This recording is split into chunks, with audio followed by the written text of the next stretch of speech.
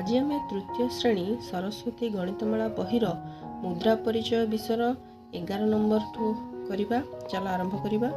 तुम श्रेणी निमंते गोटे पंखा किणवा पाई प्रत्येक पिला 50 टंका लेखाएं देले 100 टंका कम हुए, 60 टंका लेखाएं देले 200 टंका अधिक हुए, तेबे पंखार प्रकृत दाम केते? तुम श्रेणी निमंते गोटे पंखा किणवा पाई प्रत्येक पिला 50 टंका लेखाएं देले 100 टंका कम हुए, 60 टंका लेखाएं देले 200 टंका अधिक हुए। तो 60 रु 50 गले के 10 टंका तफात रही। तो 200 टंका और 100 टंका ताको जदि आमे जोग करदेबा 300 टंका। एकटी पिला 10 टंका जदि अधिक देव ताहेले 300 टंका तफात हेउछि। तो आमे से 300 को भाग करदेबा 10 द्वारा। से जो अधिक 10 जो काटी 30 जन पिला पाइले। तो 30 जन पिला 50 टंका लेखाएं चांदा देले टंका हेबो केते 1500 टंका। 50 टंका देले 100 टंका कम हुए बोली कहूची प्रश्न रे। अर्थात 1500 टंका 100 टंका मिसाई देले आमे केते पाइबा 1600 टंका। अर्थात 1600 टंका होची पंखाटीर प्रकृत दाम। बा एमती भी कर परिबा 30 जन पिला 60 टंका लेखाएं देले 200 टंका अधिक हुए। अर्थात कौन करिबा ना 1800 फेडाण 200 समान 1600 टंका पंखार प्रकृत दाम। 1800 टंका आम किपरि पाइबा पिलाने जो 30 जन ये मु बाहर नंबर टी करी मुझे बुझे दूची। तो ये जमी आम 30 जन पिला 50 टंका लेखाएं चांदा देते 30 गुणन 5 1500 टंका पाइले। तो 30 जन पिला 60 टंका लेखा देले केते 30 गुणन 60 केते 1800 टंका। तो 1800 टंका 200 टंका अधिक होची ताने 1800 टंका 200 टंका जदी बात कर देबा 1600 टंका। तो ये बा लेखा है कि एई प्रोसेस भी आम प्रकृत दाम बाहर करिया बोली लेखा है से मु 30 गुणन 60 लिखि नाही। जोटा जे भी आम प्रकृत दाम काढ़ी परिबा। एने जिबा 12 नंबर।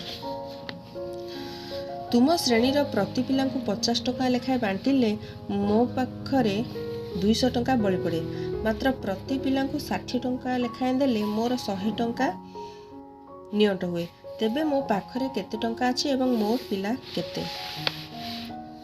ठीक सही परी 60 रु 50 गले के 10 टंका तफात रोची। सेमती 200 100 को 200 टंका 100 टंका मिसे देले 300 टंका आछी। तो एकटी पिला 10 टंका अधिक जदि देले तने तफात केते होची 300 टंका तफात होची। तो ठीक सही परी 300 टंका को 10 रे भाग कर दबा पिला संख्या पाई गेले 30 जन। तो 30 जन को 50 टंका लेखाएं बांटिले टंका आवश्यक होबो केते 30 गुणन 50 1500 टंका तफात होबो ना 1500 टंका। तो 50 टंका लेखाएं बांटिले कोन होबो 200 टंका बड़ी पड़ुची हैला। अर्थात प्रकृत दाम होची 1500 रे आमे 200 मिसे देबा। तो प्रकृत दाम केते 1700 टंका।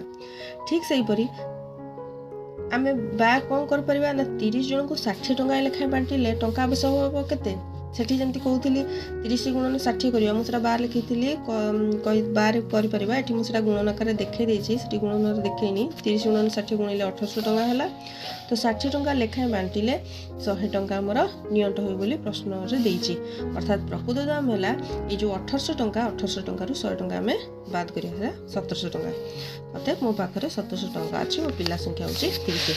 पिला माने मो पूर्व गणित 11 नंबर गणित कथा कहि दउछि। एठारे जो मो बा लिखिकी बुझेइछि तो एठारे मु 30 गुणन 60 टा माने एटा बारे करी बुझेइछि बोली एटा लिखि नाही। एटा बुझि नबा 30 को 60 रे गुणिले हमें केते पाइबा 1800 टंका हैला कि। एबे जिबा 13 नंबर प्रश्न।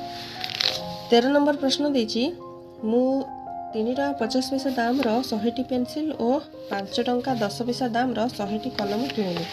मु केते टंकार कलम और पेंसिल किनिली बोली से देइछि। पिला माने प्रश्न रे आउथरे देखो कोन देइछि मु 3 टंका 50 पैसा दाम रो 100 टी पेंसिल आ 5 टंका 10 पैसा दाम रो 100 टी कलम किनिली। केतोटी कलम और पेंसिल पचाछि। तो गोटिए पेंसिल रो दाम होछि 3 टंका 50 पैसा। तो 100 टी पेंसिल रो दाम केते हबो 100 गुणन 3 टंका 50 पैसा जे 350 पैसा। तो 35,000 पैसा। जेंति गोटिए कलम रो दाम 5 टंका 10 पैसा अर्थात 510 पैसा। तो 100 टी कलम रो दाम हबो 100 गुणन 510 पैसा अर्थात 51,000 पैसा। आकु मु टंकार प्रकाश करछि एटा होछि 350 टंका ये हला 510 टंका। से पचारिछि कौन प्रश्न ना केते टंकार कलम पेनसिल किनिले माने मोट दाम तो ये 350 टंका गुप्त 510 टंका 860 टंका। जदि आपण मानक मो वीडियोटी पसंद आसी थाए तेबे दया करी मो चैनल टी को सब्सक्राइब करिया को भूलिबे नहीं।